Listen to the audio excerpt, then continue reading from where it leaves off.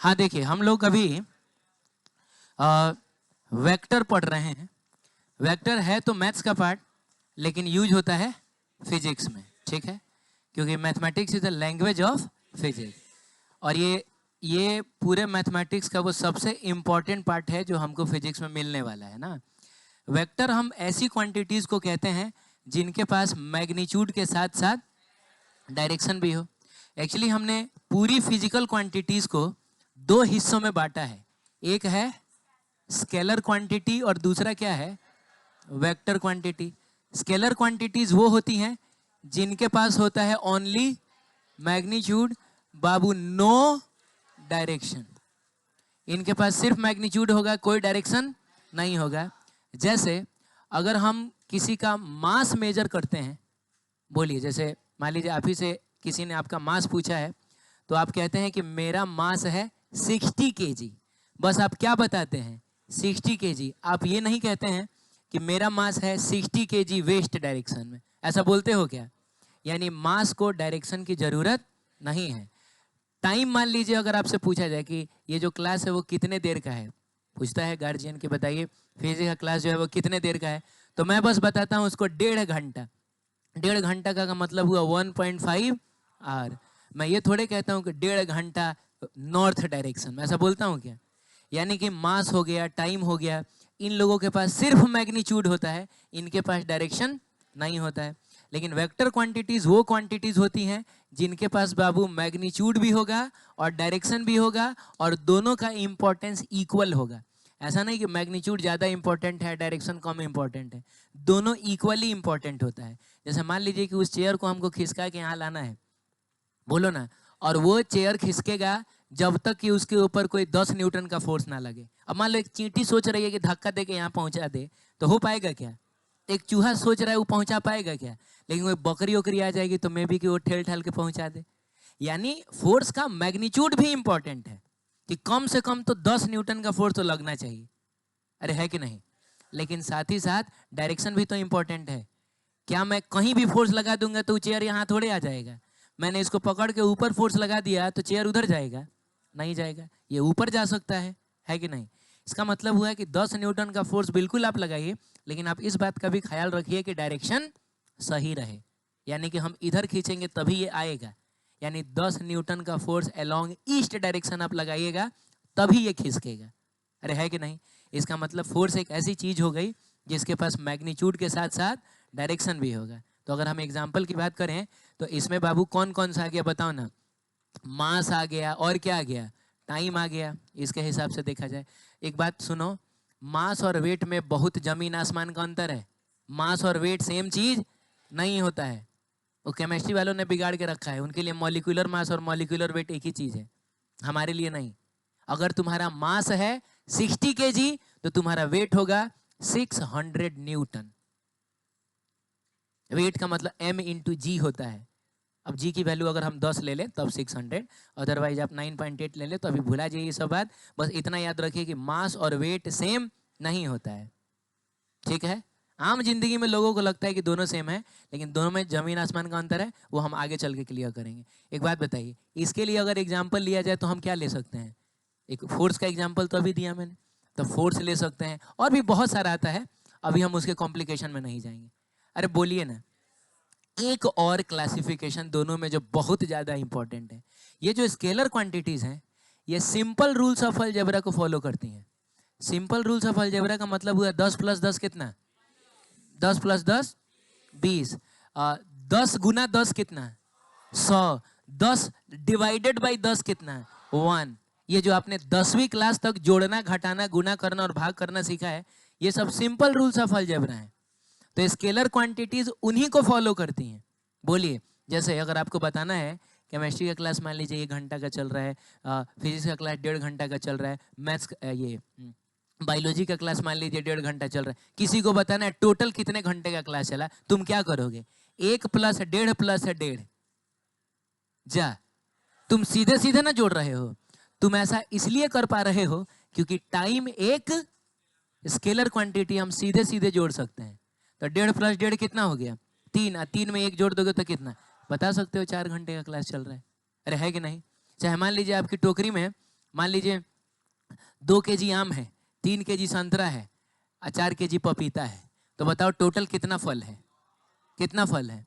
तो 9 केजी। हम सीधा सीधा जोड़ सकते हैं, क्योंकि ये जो मैं केजी में बोल रहा हूँ ये तो मैं मास न बता रहा हूँ, और मास के पास कोई डायरेक्शन नहीं होता है। मास एक स्केलर क्वांटिटी है, हम उसको सीधे सीधे जोड़ सकते हैं। तो कितना कितना था हम खुद भूला गए। 2 केजी, 3 केजी या 5 केजी था, तो 3 और 2 कितना, 5 4 9, छोड़ो ना, 9 आया था ना, चलो ठीक है। लेकिन जब वेक्टर क्वांटिटीज को जोड़ने, घटाने, गुना करने और भाग करने की बात आएगी तो उसके लिए हम वो सिंपल रूल्स फॉलो नहीं करते हैं। आप समझ रहे हैं? इसमें 10 न्यूटन प्लस 10 न्यूटन मिलके 20 न्यूटन हो भी सकता है और नहीं भी हो सकता है। 10 न्यूटन प्लस 10 न्यूटन 20 न्यूटन भी हो सकता है, 18 न्यूटन भी हो सकता है, इवन 10 न्यूटन जोड़ के 10 न्यूटन भी आ सकता है, और बाबू 5 न्यूटन भी आ सकता है, वो तो 0 न्यूटन भी आ सकता है।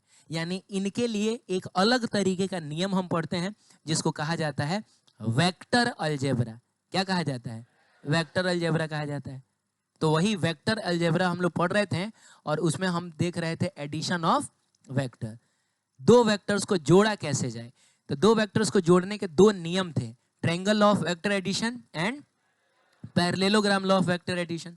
ट्रायंगल लॉ कहता है कि अगर आपके पास 2 वेक्टर्स ए एंड बी हैं, बीच का एंगल थीटा है, तो पहले आप इनको सेम ऑर्डर में सजाइए। सेम ऑर्डर में सजाइए का मतलब हुआ एक के हेड पे दूसरे का टेल ला के रखिए। बाबू वेक्टर को एरो से रिप्रेजेंट करते हैं।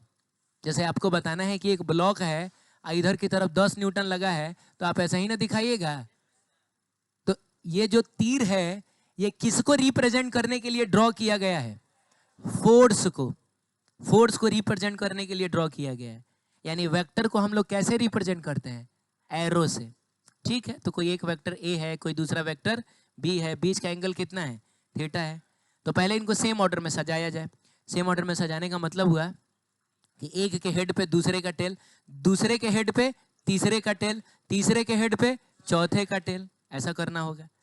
तो फिलहाल अभी दुए गुना है, तो इस फोटो को हम फिर से बनाते हैं और हम इसको उठा के यहाँ से यहाँ इस तरीके से लेके चले जाते हैं। अरे पहले यहाँ ना था, तो क्या एक के हेड पे दूसरे का टेल दिख रहा है ना? यहाँ तो दोनों का टेल एक जगह दिख रहा है। तो पहले आप इसको उठाइए और लेके यहाँ पे लाके रख सकते हैं। हम ऐसा कर सकते हैं, एक वेक्टर को हम एक जगह से उठा के दूसरी जगह लेके जा सकते हैं। बस ख्याल रखिएगा कि ये घूमना नहीं चाहिए। घूम जाएगा तब तो इसका डायरेक्शन न बदल जाएगा।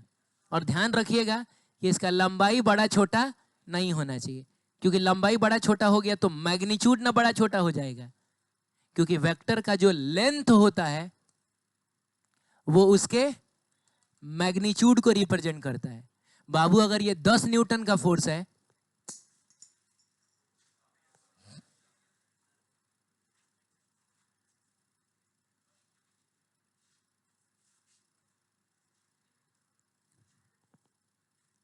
अगर ये कौन है 10 न्यूटन का फोर्स है, तो क्या लग रहा है ये कितना होना? ये भी 10 न्यूटन होना चाहिए क्या?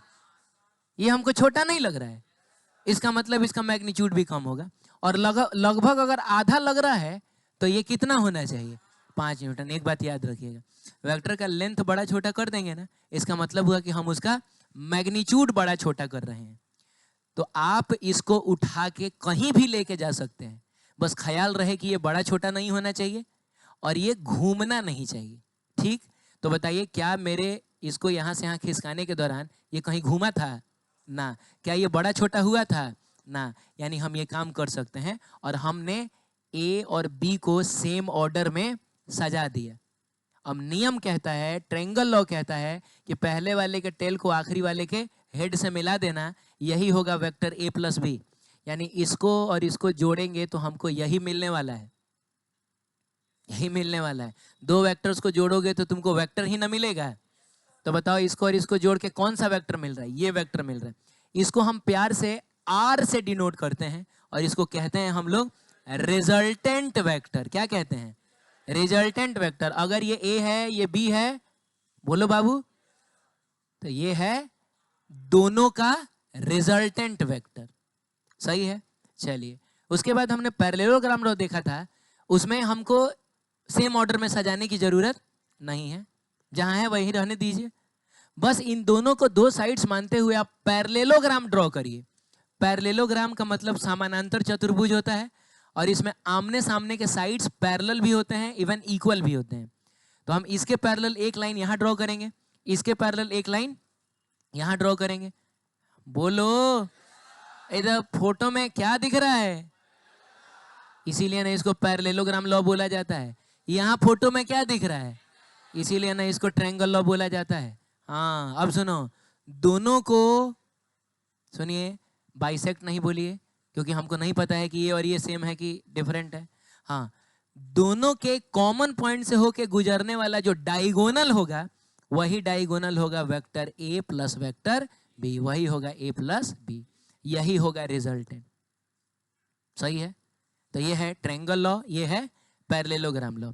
भले लॉ अलग अलग है, लेकिन आप यकीन मानिए रिजल्ट दोनों सेम देगा। कैसे सेम देगा? तो अगर इस बी वेक्टर को हम उठा के यहां से यहां लेके आ जाते हैं, तो आपको नहीं लग रहा है कि ये बी पहुंच जाता है यहां, ये होता ए, ये होता बी। बोलो बाबू। और अगर हम माने ट्रायंगल लॉ हम अप्लाई कर रहे हैं, तो ये ए और ये बी सेम ऑर्डर में आ गया। तो इन दोनों को जोड़ने के लिए क्या करोगे? पहले वाले के टेल को आखिरी वाले के हेड से मिलाओगे। बताओ एग्जैक्टली यही वेक्टर मिला कि नहीं? तो ट्रायंगल लॉ भी यूज करते तो यही ना मिलता, पैरेललोग्राम भी यूज किए थे तो यही मिला था। तो अब ये हमारी सुविधा पे डिपेंड करेगा कि हम कब कौन सा लॉ लगाएंगे, है कि नहीं? और मैंने क्या कहा है, 99% केस में हम लोग हमेशा पैरेललोग्राम लॉ ही लगाते हैं। कहीं एक आध % केस में हम ट्रायंगल लॉ लगाएंगे, लेकिन ज्यादातर हम ये लगाएंगे। ठीक है? अब सुनिए, कभी अगर वेक्टर के मैग्नीट्यूड को रिप्रेजेंट करना रहा, पहले वेक्टर को रिप्रेजेंट कैसे किया जाता है? ऊपर में तीर लगा के। ऊपर में तीर लग गया का मतलब ये क्या हो गया? वेक्टर हो गया। जैसे मान लो कि F बराबर ma होता है बाबू, अब इसमें ना फोर्स और एक्सेलरेशन वेक्टर होता है, तो आप इन दोनों के ऊपर तीर लगा लीजिएगा। मास स्केलर होता है, इसके ऊपर तीर लगाने की जरूरत नहीं है, तो तीर लगा दीजिए। ये होता है, इसको पढ़ा जाता है वेक्टर ए। कभी अगर आपको वेक्टर के खाली मैग्नीट्यूड की जरूरत पड़े, आपको चाहिए क्या बताइए? आपको चाहिए मैग्नीट्यूड ऑफ वेक्टर ए, तो उसके लिए हम दोनों साइड में दोनों साइड में दो लाइन ड्रॉ कर देंगे, एक और एक। इसको पढ़ा जाएगा मैग्नीट्यूड ऑफ वेक्टर ए। इसके लिए एक शॉर्टकट भी यूज होता है, वो शॉर्टकट है कि आप ऊपर से तीर हटा लीजिए। बोलिए ना। तो इसका मतलब हुआ सिर्फ मैग्नीट्यूड ऑफ ए। तीर हटा लिया का मतलब हुआ हमको डायरेक्शन में अभी कोई इंटरेस्ट नहीं है। ठीक है? तो मैग्नीट्यूड ऑफ ए हो गया। यानी कि अगर मान लीजिए आपको कभी ऐसा लिखना रहे F, तो हम लिखेंगे 10 न्यूटन, तो गलत हो गया, क्योंकि ये क्या है? वेक्टर है, और वेक्टर के पास मैग्नीट्यूड और डायरेक्शन दोनों होता है। और मैंने क्या लिखा है? सिर्फ मैग्नीट्यूड, तो गलत नहीं हो गया। लेकिन मैंने लिखा अलोंग ईस्ट लिखा मैंने, अब जाके सही हुआ। लेकिन अगर कभी मैंने ऐसे लिख दिया, तो बताइए ये सही है कि गलत है? ये सही है, ये सही है। क्यों सही है? क्यों सही है? क्योंकि इसका मतलब ही होता है मैग्नीट्यूड ऑफ फोर्स। नहीं समझ में आ रहा? कौन कौन नया है? फिर से हाथ उठाओ। हाँ, तो ये तुम ही 5 लोगों के लिए मैं समझा रहा हूं। वेक्टर को कैसे रिप्रेजेंट करते हैं? ऊपर में एरो लगा देंगे तो समझ जाएंगे ये ऐसी चीज है जिसके पास मैग्नीट्यूड और डायरेक्शन, बोलो, दोनों है ना बाबू। तो अगर मैंने फोर्स लिखा है और वो भी मैंने ऊपर तीर लगा के लिखा है, इसका मतलब हुआ कि एक वेक्टर क्वांटिटी को रिप्रेजेंट करना है। तो खाली मेरे 10 न्यूटन लिख देने से काम चलेगा? हमको डायरेक्शन भी तो बताना पड़ेगा। तो खाली 10 न्यूटन एक अधूरा है। समझिए कि आपके घर कोई खाने आया है, आपने उसको भात दे दिया खाली कि लो ठूस लो, वो खाएगा? उठ के भाग जाएगा। अधूरा खाना दिया है आपने, क्या हुआ? लेकिन उसके साथ अगर आप मटन ला के दे देते हैं, बताइए। दोनों चाहिए, दोनों चाहिए। आप समझ रहे हैं? लेकिन अगर मान लीजिए हमको खाली मैग्नीट्यूड ही चाहिए, हमको खाली मैग्नीट्यूड ही चाहिए, तो हम दोनों साइड में दो लाइन ड्रॉ कर देते हैं। इसको कहा जाता है मैग्नीट्यूड ऑफ फोर्स या मैग्नीट्यूड ऑफ वेक्टर। और ये क्या लिखा हुआ है, ये भी तो मैग्नीट्यूड ही ना लिखा हुआ है, यानी ये सही है, क्योंकि इसका डिमांड ही था कि खाली मैग्नीट्यूड दो हमको। अब बोलो ना, चाहे अगर F बराबर 10 न्यूटन लिखा हुआ है, F बराबर 10 न्यूटन लिखा हुआ है, तो बाबू ये भी सही है, क्योंकि इसका भी मतलब सिर्फ मैग्नीट्यूड होता है। ठीक है, तो अगर मान लीजिए वेक्टर ए का मैग्नीट्यूड ए है, वेक्टर बी का मैग्नीट्यूड कितना है, तो रिजल्टेंट का मैग्नीट्यूड अगर आर है तो ये आर कितना होता है? सुनो सुनो सुनो, इसका मैग्नीट्यूड ए है, इसका मैग्नीट्यूड बी है, तो इसका मैग्नीट्यूड ए प्लस बी नहीं होता है। ऐसा मत कहिएगा कि सर ये 10 न्यूटन का फोर्स है, ये 10 न्यूटन का फोर्स है, तो ये 20 न्यूटन का फोर्स नहीं होगा। इसके लिए हम एक फॉर्मूला अप्लाई करते हैं जो होता है under root plus B square plus 2ab cos theta. A क्या है? पहले वाले वेक्टर का मैग्नीट्यूड। बी क्या है? दूसरे वाले वेक्टर का मैग्नीट्यूड। और बाबू थीटा क्या है? दोनों वेक्टर्स के बीच का एंगल। ठीक है, उसके बाद हमने देखा था कि अगर रिजल्टेंट और ए के बीच का एंगल कितना है? अल्फा है। रिजल्टेंट और बी के बीच का एंगल कितना है? बीटा है। बोलिए ना, चाहे इस फोटो में भी रिजल्टेंट और ए के बीच का एंगल कितना है? अल्फा। रिजल्टेंट और बी के बीच का एंगल कितना है? बीटा। तो हमने एक और फॉर्मूला देखा था जिसमें हमने लिखा था tan अल्फा, और इसको लिखने का ट्रिक मैंने ये बताया था कि अल्फा ए के साथ वाला ना एंगल है, तो ए ना लिख के हम लोग बी लिखते हैं, ए ना लिख के हम लोग, और उसके बाद साइन थीटा आता है और डिवाइडेड बाई ए, और फिर बी और कॉस थीटा आता है। सिमिलरली अगर हमको अब तो हमको लग रहा है कि 2-3 बार हो गया तो सबको रटा गया होगा, ये नहीं रटा गया होगा, लेकिन नए लोग अब पता ना लोग कितना समझ पा रहे हैं। ठीक है, tan बीटा, बीटा किसके साथ वाला एंगल है? रिजल्टेंट और बी के बीच का ना एंगल है, रिजल्टेंट और बी के बीच का ना एंगल है। तो जब बी के साथ वाला एंगल लिखिएगा तो आप यहाँ पर ए लिखिएगा, फिर साइन थीटा आएगा, फिर बी प्लस ए कॉस थीटा, ऐसा करके आएगा। तो मैंने कहा था कि ये एकदम आपको याद होना चाहिए। फिजिक्स में लगभग हर चैप्टर्स में आपको वेक्टर्स मिलेंगे, और जब वेक्टर्स को जोड़ना तो एक बहुत कॉमन चीज ना होगा। अरे बोलिए ना, जोड़ना, घटाना, गुणा करना, भाग करना, ये तो पढ़ाई लिखाई छोड़िए, ये हमारे आम जिंदगी में यूज होने वाली कॉमन चीजें हैं। अरे बोलिए, मान लो कि 6 गो आम आया है और 3 बच्चों में बांटना है, तो मम्मी भले पढ़ी लिखी नहीं है, दादी भले पढ़ी लिखी नहीं है, लेकिन उनको भी पता है कि हर आदमी को हमको कितना देना चाहिए? 2-2 को देना चाहिए। 6 डिवाइडेड बाई 3 कितना होता है? 2 होता है। तो स्केलर्स को तो कोई भी डिवाइड, जोड़, घटाव कर लेता है, लेकिन वेक्टर्स को सब लोग जोड़, घटाव, गुना, भाग नहीं कर पाते हैं। उसके लिए आपको ये सारा फॉर्मूला याद रखना पड़ेगा। सही है, आगे बढ़ते हैं। यहाँ हम लोगों ने प्रूफ किया था, अभी नहीं करेंगे। यहाँ हमने देखा था 2 वेक्टर्स अगर सेम डायरेक्शन में, तो रिजल्टेंट कितना आएगा? Under root A square plus 2ab cos 0 degree. cos 0 degree कितना? 1 होता है, तो 1 लिखने की जरूरत नहीं है, चाहे लिख भी सकते हो। ये है A square plus B square plus 2ab, A plus B का होल स्क्वायर, स्क्वायर से कटेगा, और रिजल्टेंट आपको मिलेगा कितना? A plus B. ये कह रहा है कि 2 वेक्टर्स अगर सेम डायरेक्शन में है ना, तो रिजल्टेंट निकालने के लिए तुम उनको सीधे सीधे भी जोड़ सकते हो। जैसे हमने देखा था कि अगर इधर 5 न्यूटन का फोर्स है, कितने का है बोलो? 4 न्यूटन का फोर्स है, और इधर ही है 3 न्यूटन का फोर्स। बताओ नेट फोर्स कितना होगा? नेट फोर्स कितना होगा? 7 न्यूटन होगा। ये तो हमको लग रहा है कि ये सब नहीं भी पढ़े होते तो हम बता देते कि सर 4 न्यूटन और 3 न्यूटन सर एक ही डायरेक्शन में लग रहा है, हमको लग रहा है कि 7 न्यूटन होना चाहिए, और यहाँ तुम एकदम सही हो, इट विल बी 7 न्यूटन। अच्छा तुम एक बात बताओ यार, ये मैंने 4 न्यूटन से इसको छोटा बनाया है क्या? इसको मैंने बड़ा बनाया है क्या? ऐसा मैंने क्यों किया है? अरे तो इससे ये छोटा भी तो है, इसीलिए मैंने थोड़ा छोटा बनाया है।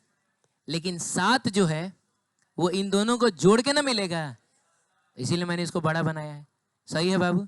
एक और बात है, कॉस थीटा की मैक्सिमम वैल्यू 1 होती है, ये बात याद रखिएगा। कॉस थीटा की मैक्सिमम वैल्यू कितनी होती है? 1 होती है। तो चूंकि आपने यहाँ पे कॉस थीटा की मैक्सिमम वैल्यू ना लिखी है, अरे फॉर्मूले में तो A square plus B square plus 2ab cos theta आया था। अगर आपने यहाँ पे maximum value of cos theta लिखा है तो ये भी क्या होगा? मैक्सिमम होगा। ये भी क्या होगा? सुनिए, दो वेक्टर्स का रिजल्टेंट मैक्सिमम कब होता है? जब सेम डायरेक्शन में हो। यानी तुमको 2 फोर्स दे दिया गया, बोला गया लो 3 न्यूटन है, लो 4 न्यूटन, कुछ ऐसे लगाओ ना कि एकदम मैक्सिमम रिजल्ट आए। तो अनपढ़ आदमी भी हमको लग रहा है कि उन दोनों फोर्सेस को कहाँ लगाएगा? सेम ही डायरेक्शन में लगाएगा। अब बोलिए ना। चलिए ठीक है, 90 डिग्री वाला केस हम देख रहे थे। तो इसमें बताइए जो रिजल्टेंट आएगा वो आएगा √a² plus b square plus 2ab। Cos 90 degree बाबू कितना होता है? तो मिला जुला के सब खत्म नहीं हो गया। And your resultant will be √a² plus, और ये चीज तो हम लोग फोटो से भी बता सकते थे।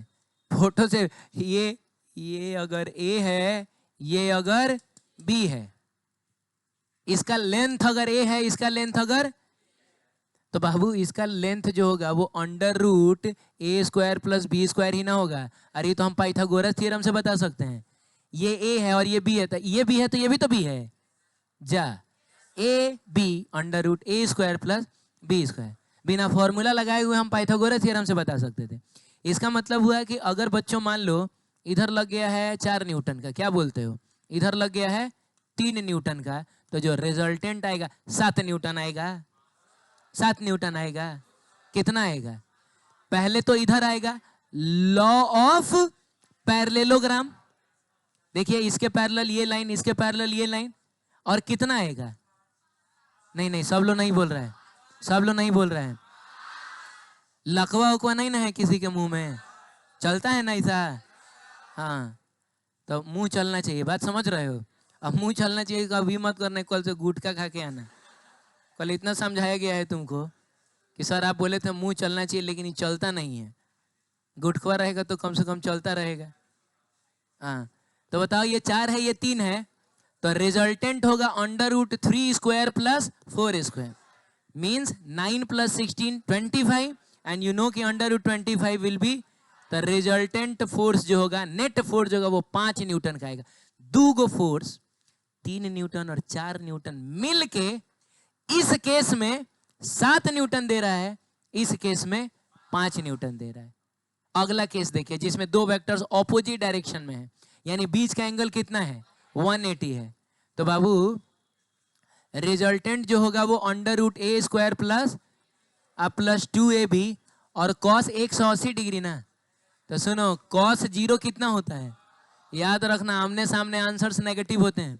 तो कॉस 0 अगर 1 होता है तो कॉस 180 -1 हो जाएगा। यहाँ हम -1 लिखेंगे। ये लिखा हुआ है a² plus b² minus 2ab, और यू नो कि ये होता है a माइनस b का होल स्क्वायर, रिजल्टेंट। और एक और बात सुनिए, -1 कॉस थीटा की सबसे मिनिमम वैल्यू होती है। कॉस थीटा सबसे मैक्सिमम कितना होता है? मिनिमम कितना होता है? कल अगर आप वो 3 बजे वाले बैकअप क्लास में आए होंगे तो मैंने ये बताया था कैसे ऐसे होता है। खैर कोई बात नहीं है, अगर आप नहीं आए हैं तो आप अपने आप को ढेर तेज समझते हैं क्या? कहाँ तुम लोग कंफ्यूज बैठा रहता है? चलो सुनो इधर, कोई बात नहीं है, भुला जाओ क्या मैंने बोला। अभी इतना याद रखो कि आमने सामने आंसर्स क्या होती हैं? नेगेटिव होती हैं। ठीक है, सुन लो। तो ये हो गया। हाँ, मैं ये बता रहा था कि cos थीटा की मैक्सिमम वैल्यू कितनी होती है? 1, और मिनिमम वैल्यू -1 होती है। क्या मैंने यहाँ cos थीटा की मिनिमम वैल्यू लिखी है? इसका मतलब हुआ रिजल्टेंट भी सबसे मिनिमम होगा, ये मिनिमम रिजल्टेंट होगा। फिर स्क्वायर से रूट को काटें, बोलो बच्चों, और आंसर आ जाएगा a माइनस b। हाँ, एक और बात मैं बता रहा था कि ये a² plus b² minus 2ab ना, सुन लो, a² plus b² minus 2ab, ये a माइनस b का होल स्क्वायर भी होता है, और ये b माइनस a का होल स्क्वायर भी होगा। b माइनस a का होल स्क्वायर क्या ये नहीं होगा? तुम लिखोगे बी स्क्वायर प्लस ए स्क्वायर माइनस 2ab का मतलब तो सेम ही ना हुआ है। तो सवाल है कि आप पूछ सकते हैं कि सर आप यहाँ a माइनस बी ही काहे लिखे हैं, सर आप b माइनस ए काहे नहीं लिखे हैं। तो जवाब है कि मैं बिल्कुल लिख सकता हूँ, लेकिन इसके लिए मुझको देखना पड़ेगा कौन बड़ा है। अगर a बड़ा है तो मैं a माइनस बी लिखूंगा, और b बड़ा है तो मैं b माइनस ए लिखूंगा। यानी कि मैं हमेशा बिगर माइनस स्मॉलर लिखूंगा, ये समझ रहे हैं। और ऐसा मैं इसलिए करूंगा क्योंकि मैग्नीट्यूड कभी नेगेटिव नहीं होता है, हम हमेशा बड़े वाले में से ही छोटे वाले को घटाएंगे। यानी कि if you have two vectors of same magnitudes like 3 Newton and 4 Newton, आप बताइए कि what will be the resultant force.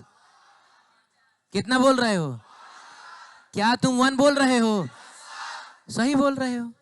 और हमको लग रहा है ये 1 बताने के लिए सब करने की भी जरूरत, हाँ वो तो हमारे दिल से आ रहा था ना जी कि ऐसा है तो पक्का 1 न्यूटन आएगा। और किधर आएगा ये बताइए, इधर की तरफ 1 न्यूटन, इधर है ना आएगा। लेकिन अगर मैंने सिचुएशन पलट दिया, इधर मैंने 4 न्यूटन कर दिया और इधर मैंने 3 न्यूटन कर दिया, अब बताओ रिजल्टेंट कितना आएगा?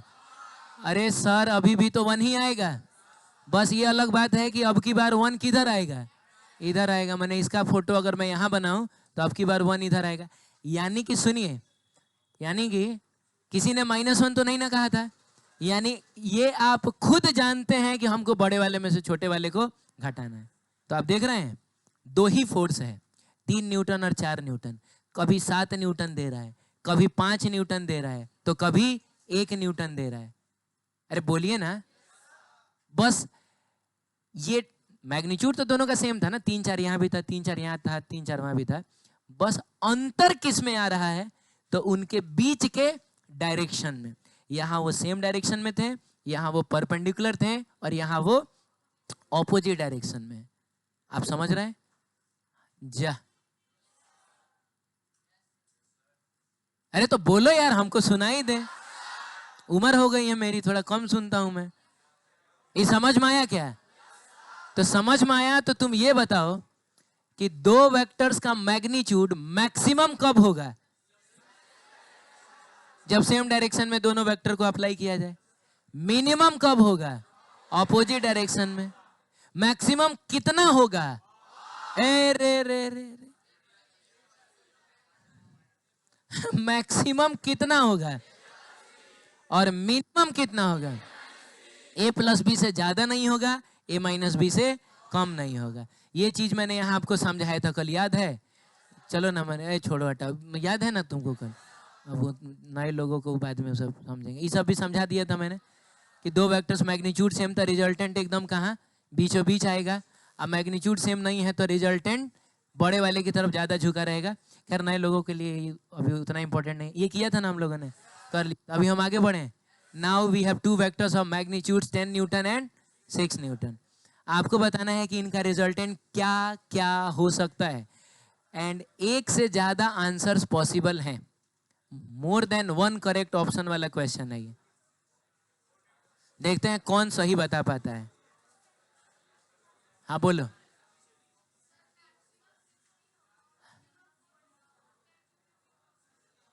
10 न्यूटन भी होगा? अच्छा, एक मिनट बैठिए। कितने लोग कह रहे हैं कि सर अगर हमारे पास 2 वेक्टर्स हैं, पहले क्वेश्चन आपने पढ़ा क्या? Magnitude of resultant of 2 vectors of magnitude 10 newton and 6 Newton can be. मैंने 2 वेक्टर्स हैं 10 न्यूटन और 6 न्यूटन के, इनके रिजल्टेंट का मैग्नीट्यूड क्या क्या हो सकता है? मैं पूछता हूं क्या 2 न्यूटन हो सकता है? 6 न्यूटन 4 न्यूटन मिलके 2 न्यूटन नहीं दे सकता है? नहीं दे सकता है। अरे भाई 2 वेक्टर्स का रिजल्टेंट कम से कम कितना होता है? a माइनस बी, बड़ा वाला माइनस, यानी कि 2 वेक्टर में एक 10 है और एक 6 है, इसका रिजल्टेंट कम से कम होगा कितना? 4 न्यूटन से कम पॉसिबल नहीं है, तो ये तो नहीं होगा। अच्छा ये पॉसिबल है क्या? हाँ, और ये तब पॉसिबल है जब इधर 6 न्यूटन है, इधर क्या? हाँ सॉरी हाँ 10 न्यूटन, तब ना 10 में से 6 घटेगा 4 आएगा। तो हम ये तो बता ही रहे हैं कि ये पॉसिबल है, इवन हम ये भी बता दे रहे हैं कि ये कब पॉसिबल है। सही है। ये 10 न्यूटन के बारे में तुम्हारा क्या ख्याल है? ये पॉसिबल है? 10 न्यूटन पॉसिबल है। ए तो हमको मिक्स जवाब मिल रहा है। कितने लोग कह रहे हैं कि पॉसिबल है सर?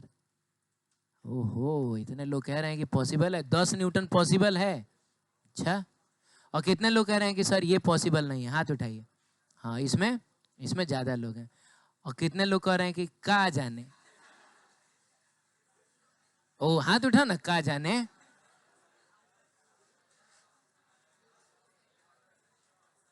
हैं तो हाथवा उठा काहे नहीं रहे हो? दर्द है? चलो देखते हैं हम लोग। तब रहने दो, तब हमको भी तुम लोग कंफ्यूज कर दिया मिलजुल के। इस पर हम बाद में चर्चा करेंगे। पहले ही बताओ 16 न्यूटन होगा कि नहीं? बाप रे। कब होगा बता दो। जब 10 न्यूटन है, 6 न्यूटन सेम डायरेक्शन है, तबे ना होगा। 20 न्यूटन होगा? नहीं है, क्योंकि कम से कम 4 न्यूटन है, ज्यादा से ज्यादा। तो ये तो नहीं होगा। अभी अभी मामला देखो यहाँ फंसा हुआ, ये होगा कि नहीं?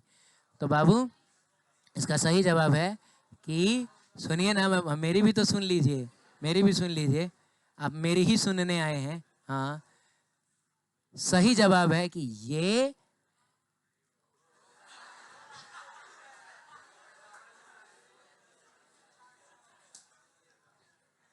सही जवाब है कि ये होगा। सुनिए सुनिए सुनिए सुनिए। रे ज्यादा से ज्यादा 16 होगा, कम से कम 4 होगा, बाकी बीच वाला सब होगा। और कैसे होगा मैं समझाता हूँ, आओ। हम उसको जिसको छोड़ के बढ़ गए थे वहां वापस आते हैं, हम लोग वापस आते हैं। चलो एक काम करते हैं, हम इसी को मानते हैं 10 न्यूटन है, इसको मानते हैं 6 न्यूटन। नहीं ना समझे? दोनों सेम डायरेक्शन में है। अरे है। इसका रिजल्टेंट ही कितना का होगा? ये जो रिजल्टेंट है कितना? 16 का होगा। अब तुम एक बात बताओ, 16 के बाद सीधे 4 होगा। अब हम इसको थोड़ा सा घुमाएंगे तो जो रिजल्ट 4 है, अरे तो 16 से थोड़ा कम होगा, ये कुछ 14 हो सकता है। थोड़ा और घुमाए थे तो ये जो रिजल्टेंट मिला था, कुछ 12 हो सकता है। अच्छा, तो क्या लग रहा है, 14 का सीधे 12 होगा? कहीं 11 नहीं होगा, कहीं 11.5 नहीं होगा, सब होगा रे किसी ना किसी एंगल। जैसे अभी मान लो 16 है, हल्का सा घुमा दिए तो 15.9 भी होगा, वो हल्का सा छोटा होगा। और हल्का सा 15.8 भी होगा, आप समझ रहे हैं? और घुमा दिए, हो सकता है कहीं कुछ ये 16 था, इसको क्या माने थे? बोलो। 14 माइनस को हो सकता है कहीं ये 10 हो। हाँ, अब ना ये 4 आया है, 16 में से 10 को घटाओगे तो 4 आया है। क्या लग रहा है? 16 होगा, 4 होगा और बाकी सब नहीं होगा? सब होगा, किसी ना किसी एंगल पे बीच वाला भी सारा होगा। ये अलग बात है कि हम एंगल नहीं बता पाएंगे, हम एंगल नहीं बता पाएंगे, लेकिन 10 न्यूटन भी होगा। 12 न्यूटन होगा कि नहीं? 12.5 होगा कि नहीं? 13.25 होगा कि? सब होगा। 16 10 16 और 4 के बीच का सब हो। आप समझ रहे हैं? गुड, आगे बढ़ सकते हैं। चलिए, कोई और क्वेश्चन उसमें नहीं ना है जो यहाँ छूट रहा हो? ये क्वेश्चन है? अच्छा, डाइन वाला है।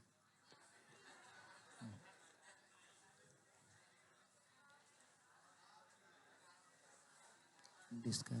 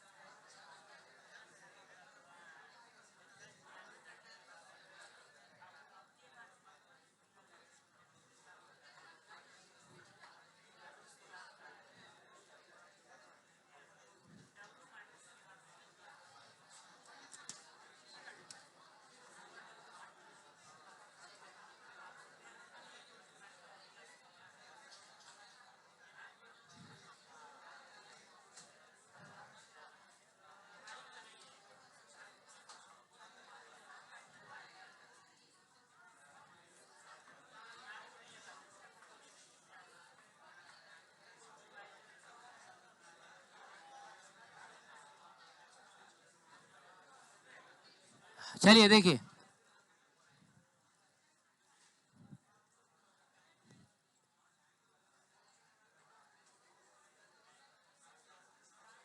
सुनिए, कह रहा है कि एंगल बिटवीन डायरेक्शन है, ये क्या है, directions of the forces A and B. दो फोर्स हैं, नाम दिया है ए और बी, और उनके बीच का एंगल 90 डिग्री है। जहां ए 9 डाइन दिया हुआ है, डाइन समझते हो, डाइन, डाइन क्या होता है, डाइन समझते हो, कौन होता है, डायन होता है, डायन, वो डायन होता है बाबू, भले भोजपुरी में उसको डाइन बोल देता है लोग, ऐसा नहीं है। हाँ, डाइन फोर्स का एक यूनिट होता है, आप समझ रहे हैं। और सुनिए, सुनिएगा, 1 न्यूटन इज इक्वल टू होता है 10⁵ डाइन, आप समझ रहे हैं। ये खैर हम लोग जब न्यूटन्स लॉज ऑफ मोशन पढ़ेंगे, जिसमें फोर्स वगैरह हम पढ़ते हैं, तो उसमें मैं आपको बताऊंगा इसके बारे में कि डाइन फोर्स का सीजीएस यूनिट होता है, पढ़ेंगे हम लोग आगे चल। बस याद रखिएगा फोर्स का यूनिट है, और 1 न्यूटन बराबर कितना होता है, 10⁵ डाइन होता है ना। आप इसको ऐसे याद रख सकते हैं, 10⁵ का मतलब समझ रहे हो, 1 लाख। आप कह सकते हैं कि 1 लाख डाइन मरी होगी सब, तो 1 न्यूटन पैदा हुआ होगा। अच्छा, मैं गलत बोल रहा हूँ, कहीं बताना। मान लो अगर कोई डायन तुम्हारे पीछे पड़ जाए, मान लो कारण उड़न कर दे, अगर तुमको पता चल जाए कि मेरे साथ ऐसा हुआ है, तो किसी ओझा के पास जाओगे, तो झाड़ फूक करके 2 घंटा 4 घंटा 2 दिन 4 दिन में वो उसको भगा देगा, 2-4 दिन की बात है। लेकिन न्यूटन हमारे पीछे कितने 100 साल से पड़ा हुआ तुमको पता है, अभी आगे वो कितने 1000 साल तक हमारे पीछे पड़ा रहेगा, है। तो तुमको नहीं लग रहा है कि 1 लाख डाइन के बराबर वो अकेला है, पीछा ही नहीं छोड़ रहा है। 9th में भी मिला था, 10th में भी मिला होगा, अभी भी मिलेगा, जिंदगी भर मिलेगा ये, ठीक है, कोई बात नहीं है। तो ए है 9 डाइन और बी कितना है, 3√3 dyne, 3√3 dyne. If the resultant में कौन लिखा है रे, if the resultant makes an angle कितना, अल्फा विथ है, then find the value of alpha. आपको अल्फा की वैल्यू बतानी है। तो पहले बच्चों हम फोटो ड्रॉ करें क्या, थोड़ा आप ट्राई करिए ना, कॉपी निकालिए, बना भी दिए हो, अच्छा कोई बात नहीं, पहले लिखो। अब उसमें एक वेक्टर ए बना दीजिए, एक वेक्टर बी बना दीजिए, और दोनों के बीच का एंगल कितना दिखा दीजिए, 90 डिग्री। जाहिर सी बात है ए को आप थोड़ा बड़ा बनाइएगा, अरे 9 है भाई, बी को थोड़ा, तो 3 × √3, 3 × 1.732 जो होगा, ऑब्वियसली 9 से तो छोटा ही ना आएगा, तो ये 9 से छोटा है। तो देखिए मैंने ये बनाया ए, क्या बोलते हो, जिसका मैग्नीट्यूड कितना है, 9 डाइन है। और ये मैंने बनाया कौन सा बच्चों, बी, जिसका मैग्नीट्यूड कितना है, 3√3 डाइन है, सही है। अब कहता है कि अगर रिजल्टेंट जो है, कौन बच्चों, बोल नहीं रहे हो, रिजल्टेंट, तो रिजल्टेंट को हम लोग चलो आरी से दिखा देते हैं। वो अगर किसके साथ, ए के साथ ना, नहीं बोल रहे हो, वो अगर किसके साथ, ए के साथ, अगर ए के साथ अगर अल्फा एंगल बना रहा है, तो आपको ये अल्फा बताना है, हो जाएगा, बता दोगे, बता दोगे, कौन सा फॉर्मूला लगाओगे, तो हम लोग लिखेंगे बाबू tan alpha is equal to, याद है अगर हम ए के साथ वाला एंगल लिखते हैं तो ए ना लिख के हम लोग बी लिखते हैं, तो बी का मतलब हम क्या लिखेंगे, 3√3 ना लिखेंगे, और उसके बाद साइन थीटा, थीटा किसके बीच का एंगल होता है, ए और बी के बीच का एंगल, तो ये हो जाएगा साइन 90 डिग्री, अरे बोलो ना, डिवाइडेड बाई, अब लिखा जाता है बी प्लस ए कॉस थीटा, तो बी का मतलब 9 हो जाएगा, ए का मतलब क्या हो जाएगा, 3√3, और कॉस 90 डिग्री ना बच्चों, साइन 90 डिग्री 1 होता है लेकिन कॉस 90 0 होता है, तो बताओ tan alpha is equals to 3√3 by 9, इससे ये कट जाएगा 3 बार में। और √3 से 3 कितनी बार में? √3 बार में नहीं कटेगा, ये आपको पता है ना। कभी अगर √x लिखा रहे, x लिखा रहे, तो इससे ये कटता है √x बार में। कैसे? तो हम x/√x अगर लिखा हुआ है तो हम x को लिख सकते हैं √x का होल स्क्वायर। बोलो बाबू, x को क्या लिख सकते हैं? √x का होल स्क्वायर। अब एक √x से एक √x कटेगा, एक √x बचेगा ना। तो ये तो नॉर्मल बात है, आपको पता होना चाहिए कि √3 से 3 कटेगा कितनी बार में? √3 टाइम्स में। यानी tan alpha is equal to हो जाएगा 1/√3। और आप जानते हैं ना 1/√3 tan के किस एंगल के लिए आता है? किस एंगल के लिए? 30 डिग्री के लिए। देखो अभी तक याद नहीं होगा, कम से कम जाके 90 डिग्री तक का याद कर लेना। कभी भी तुमको tan cos sin की किसी भी एंगल के लिए आपको वैल्यू पूछी जा सकती है, एकदम रटा हुआ होना चाहिए। देखते समझ में आना चाहिए कि सर tan 30 डिग्री होता है 1/√3, इसका मतलब हुआ alpha will be equal to कितना? 30 डिग्री। हमने पता कर लिया। अब सुनिएगा, एक मिनट सुनिए। हमेशा मजदूरी करना जरूरी नहीं है, कभी कभी स्मार्टनेस भी दिखाया जाता है। क्या कोई है जो बिना ये सब फॉर्मूला लगाए हुए बता सके? अरे यार देखो, मैं बता रहा हूं। आकांक्षा नाम की लड़की कहना चाह रही है, आकांक्षा नाम है तुम्हारा? हाँ, वो कहना चाह रही है कि अगर